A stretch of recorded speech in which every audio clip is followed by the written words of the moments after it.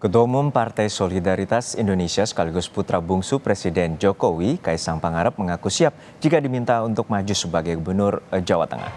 Hal itu disampaikan Kaisang saat hadir di acara Car Free Day bersama warga di Jepara, Jawa Tengah. Di hadapan warga Jepara saat ditanya panitia soal kesiapannya menjadi orang nomor 1 di Jawa Tengah, Kaisang menjawab santai.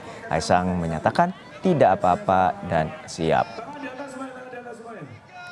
Misalnya masyarakat warga Jawa Tengah ujuk-ujuk loh, ngerti ujuk-ujuk ya? Ujuk-ujuk Mas Kaisang didapuk menjadi gubernur mobil Mas. Ya mboten napa-napa. Siap Mas. Siap ya Mas ya. Ya wes iki. Sementara itu, calon presiden nomor urut 3 Ganjar Pranowo merespons pernyataan Kaisang Pangarep yang mengaku siap menjadi gubernur Jawa Tengah. Ganjar menyambut baik rencana putra bungsu Jokowi. Pernah menjabat sebagai gubernur Jateng selama 10 tahun, Ganjar menyatakan rencana tersebut bagus dan menarik. Mas Kaisang kemarin bilang siap menjadi gubernur Jawa Tengah ini sebagai yang pengalaman 10 tahun ini, ada pesan-pesan nggak?